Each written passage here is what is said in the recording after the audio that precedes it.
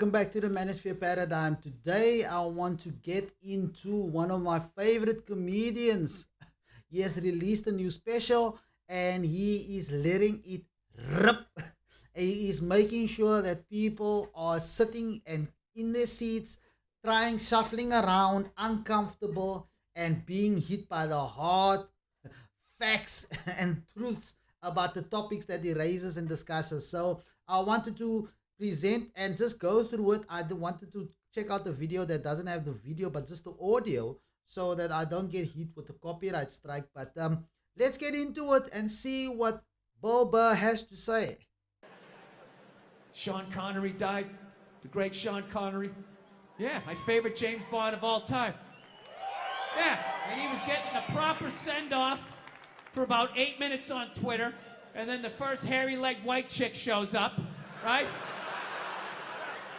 And she's just got to be like, yeah, yeah. Are we really going to celebrate this man who advocated the hitting of women? It's like, first of all, he didn't advocate hitting women, okay? He just said, every once in a while, you give him a little slap. Yeah, give him a little back of the hand. By the way, I watched that that video where at the interview he was classic Sean Connery, and I can't remember or remember what year it was, how long ago it was, but he was classic Sean Connery. He just was unapologetic. That is why I liked Sean Connery as being the James Bond. Whenever he was in an interview, he never backed down and apologized for anything. Who's making the box office shit? Reset their hard drive. That's all he said, okay? Yes, it's a crazy statement in 2021. 1976, it's not good, but it's not crazy. Right? And he's born in 1930. You gotta put the shit in historical perspective. Exactly. A lot of things is being looked through the lens of 2022 as to the day and age we find ourselves, and looking back at old concepts and ideas and thinking of it in today's context. People is horrified and saying, how could you say that? But you need to understand, back in the day, there was different strokes for different folks. There's different ways they went about certain things, and a lot of things was acceptable. You ever watch? I love old movies. You ever watch movies from the 30s, 40s, and 50s? Yeah. Anytime a woman even has heightened emotion, there's some guy like, get a hold of yourself, see? Yeah, go make me a pie. Put it on the windowsill. Right? That's what he grew up watching. Being emotional was not entertained.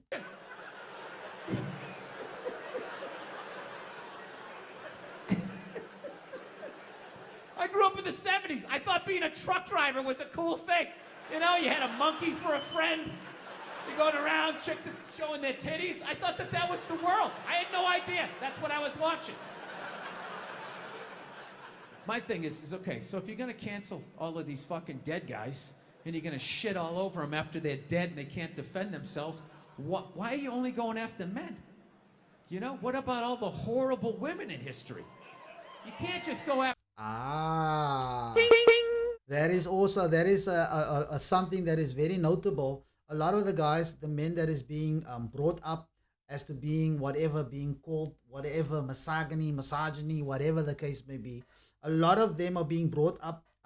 Last time I believe it was Hugh Hefner as well, when it came to him and the Playboy Mansion. But you never hear any woman that did any wrong. Whatever they did is being brought up or shamed in the way men is constantly being pulled from the grave and constantly being thrown in front of the bus by society in shaming them, and they're not even around to defend themselves. I mean, case in point, rest in peace, Kevin Samuels. The second people heard that he's with us now, that he is no longer with us, they went all out in shaming him and calling him all types of names. But they could not do that when he was alive and was able to defend himself. Very interesting. After the men, that would be sexist. And this is what they don't want. What about Coco Chanel? Great example. Coco Chanel, widely considered a feminist icon. She started her own purse factory, right? In the 19 teens or 20s, whatever the hell she did. I can't imagine the sexism that she had to deal with, you know? An amazing accomplishment. Hats off to her, right? However, she was also a Nazi sympathizer.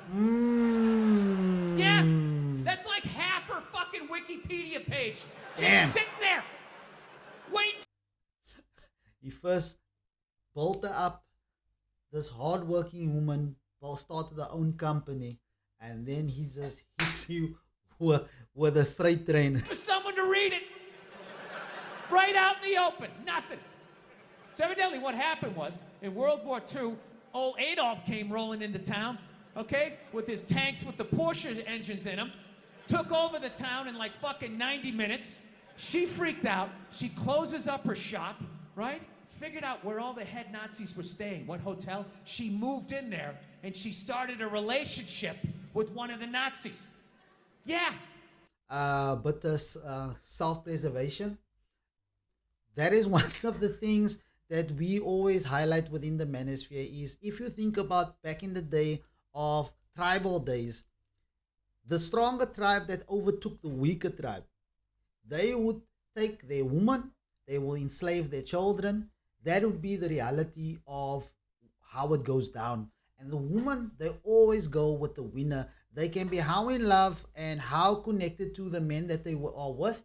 The second those same men is overthrown or defeated or killed by the stronger tribe, they basically pack up and they go in survival mode and go with the men that has conquered their city or their town, their village, and they just go on and survive and just continue life. Obviously, they would be scarred and they'll be, emotionally they would be affected by it. But I just learned to move on and get to the next thing. That is exactly what she's doing here. She saw the writing was on the wall and she decided, you know what, it's time to employ some tactics and survive. She started fucking a Nazi. You ever see those Holocaust videos? Huh, with those piles of kid shoes? Yeah. She was sucking the dick that did that.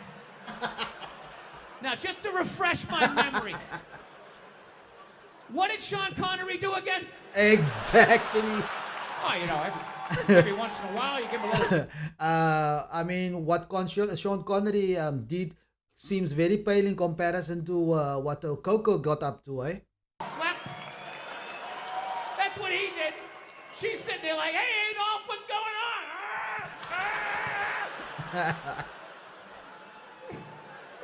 She sold out her own country. She had to flee it at the end of the war. And I have no idea how many dicks she had to suck to get back in it.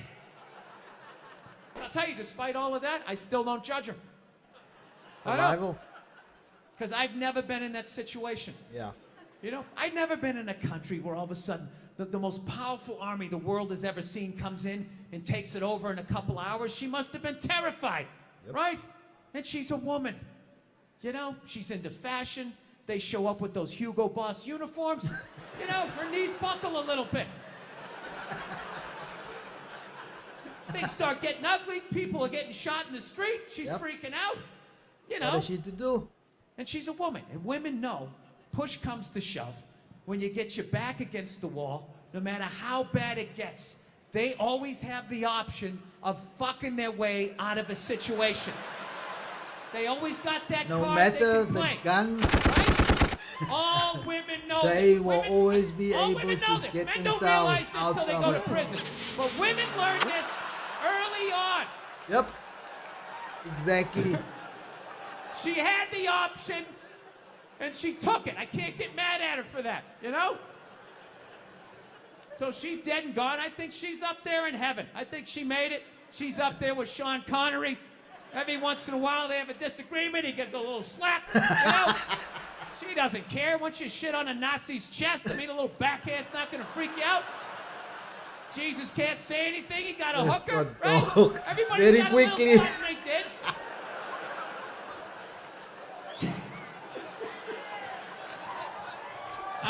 Boba is Boba brutal AF. Yeah, there you go. So, still buy your Coco Chanel. She's still a hero. She was a victim. She was a victim of that time. She was frightened. She was scared. She didn't know what to do. So there you have it. When it comes to Boba doing his thing. So previously, when we were using Nope, let me just stop that. So yeah, I mean, that was a good dose of comedy, some RP comedy as to understanding how men and women conduct themselves in certain situations, especially in times of crisis. We heard of the Ukraine, or at least the start of the war in Ukraine. The men were the ones that needed to go to the front line and to lay their lives sacrifice it for their families, for their country, as it was expected of them. And most of them did it because that is what they wanted to do. They wanted to protect their families. When it came to the woman, there's a different approach. It's about the children and it's about survival. And like I said, when they are faced with those choices, they tend to make sure that they are making sure that they are in the best position to continue in surviving that situation. And whoever they need to go with, they will go with that particular tribe who I said would be the ones that is taken over. Why? Because it's all about survival. So also what Bulba is saying, when it comes to digging up the past, it's always the men's past that is being dug up. And he made a great example with Coco Chanel and giving us her backstory, as interesting as it was. But Bulba is going to be classic Bulba, and I'm definitely looking forward to actually check out the entire special and just enjoy a nice good laugh with a view of not just pandering to us with the gender ideology as most comedians are doing, but giving us just a good contrast of a look as to how men and women go about things in today's day and age. So hats off to him. I hope you enjoyed it. I'll see you guys in the next vid. Hit the like button, hit the subscribe button, hit the notification bell. Don't miss that notification bell. A lot of you guys, I'm seeing some of you guys are liking here and there, but I'm seeing sometimes there's like 300 views on the video, or maybe even 600 views on the video.